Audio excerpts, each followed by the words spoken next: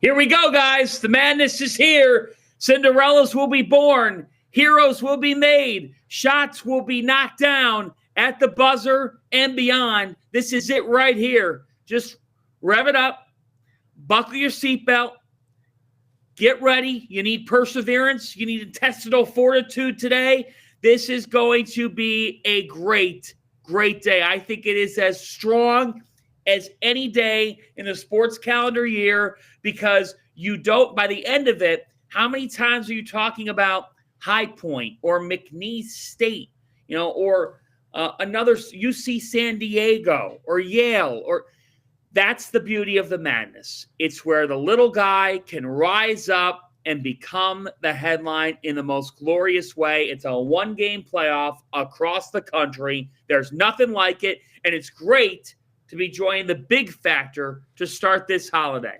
John, I love it. And obviously you just named so many trendy teams that people are going to, be looking at as big upset candidates today. I think I've got McNeese as probably my biggest one penciled into the bracket today. As people are watching, trying to get their brackets straight, tell us about some of your favorite first round upsets to look out for as this tournament gets ready to tip off here.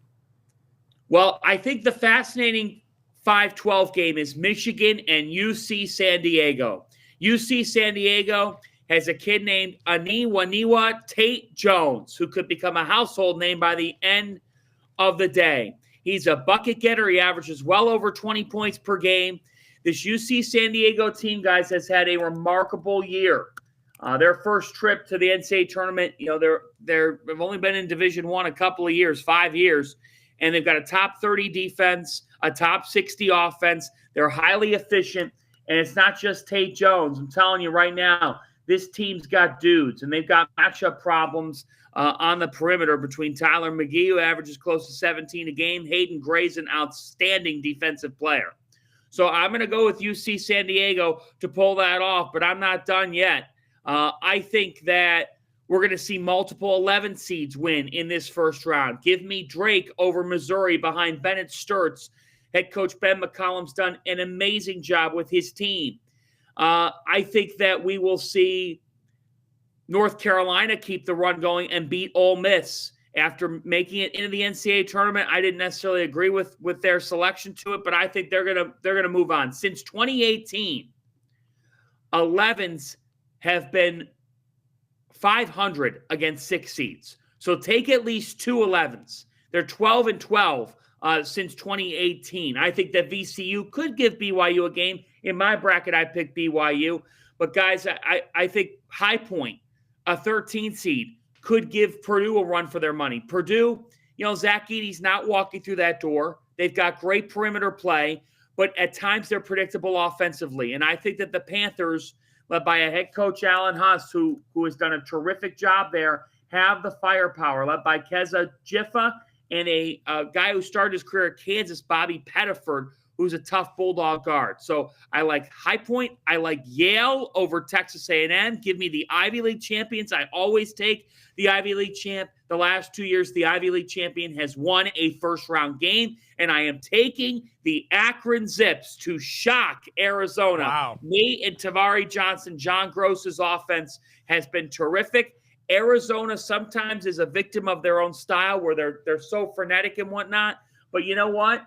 That's not going to faze Akron because Akron's ranked 16th in the country in tempo.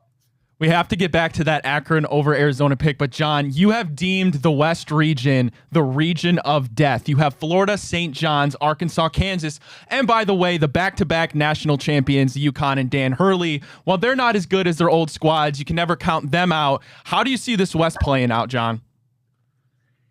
It's going to be wild, guys. This is just incredible. I mean, you are talking about in the pot alone of John Calipari, Rick Pitino, and Bill Self, right?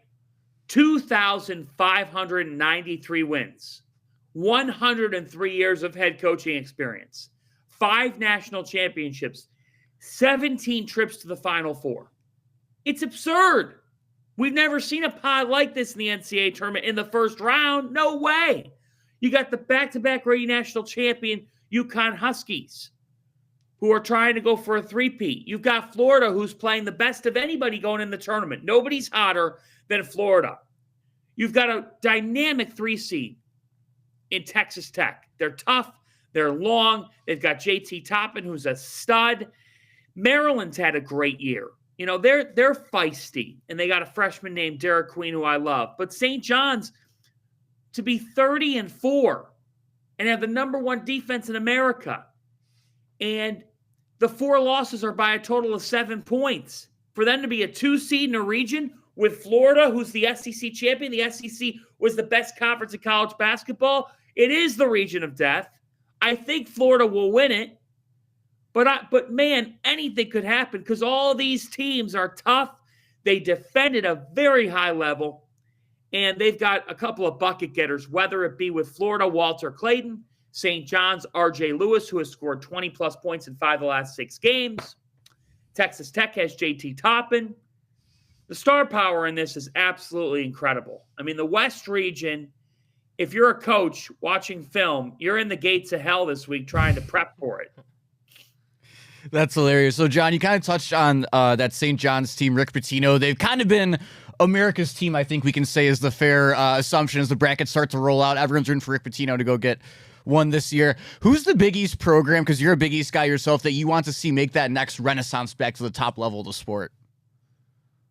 Well, I think big picture, it's big for Georgetown going forward. To get back on the map under Ed Cooley. You know, what St. John's has done is pretty amazing, and their renaissance is ongoing right now. But I think it's been a long time. I mean, it has been a long time since we talked about Georgetown and their brand and what their impact is. Guys, we're seeing it with St. John's. They got 19,000 plus every night at Madison Square Garden. It's like a Knick playoff game. It's absurd in there. The fans are going crazy. They're drawing tremendously. They play so hard. They play like a New York team. You know, I mean, they have put together one of the most remarkable stories, their best season since 1985. 40 years have passed. Wow. Like that was 10 years before I was born. You know, it's been a long, long time. You know, that's all before our time. So I would say Georgetown, because they've been in the basement for so long. Now, they won 8 Big East games this year, and Ed Cooley's got them going in a better direction, I feel. But, you know, I think in Cleveland this weekend, Marquette, they've had a renaissance under Shaka Smart. They made the Sweet 16 for the first time in over a decade. Great guard matchup in Cleveland between Cam Jones and Donovan Dent of New Mexico. Donovan Dent's had an All-American season. So has Cam Jones, averaging about 18 or 19 points and 6 assists per game. So I think you're right. I mean, you know, when you bring up the Big East only has basketball. So these programs, for these schools, this is their baby. This is their everything. That's why, guys, like I'm gonna give it to you real. Last night, when Xavier beats Texas and comes back from 13 down, Xavier quite literally took $2 million, because that's what an NCAA tournament unit is worth. They quite literally took $2 million from the SEC. The SEC's got enough millions. Yeah. The Big East doesn't have the college football playoff to go and get itself money. Last night, they got $2 million with a 13-point comeback. This is the business of the tournament that's also fascinating. When the little guy wins, they make $2 million for their league. That can keep a league's pulse going.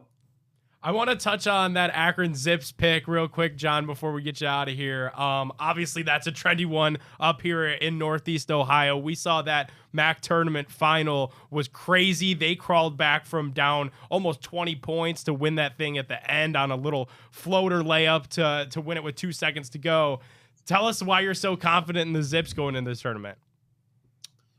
Well, I love the way that they play, and they've got two guys in Tavari Johnson and Isaiah Gray, really, as well as Shama Scott, who can all get hot in a hurry. They're shooting, in the upper 30s from 3. I love that in a team. And I just think that Nate Johnson is so determined right now. This guy's a terrific distributor. He knows how to make plays for his teammates. He's elevating this game tremendously.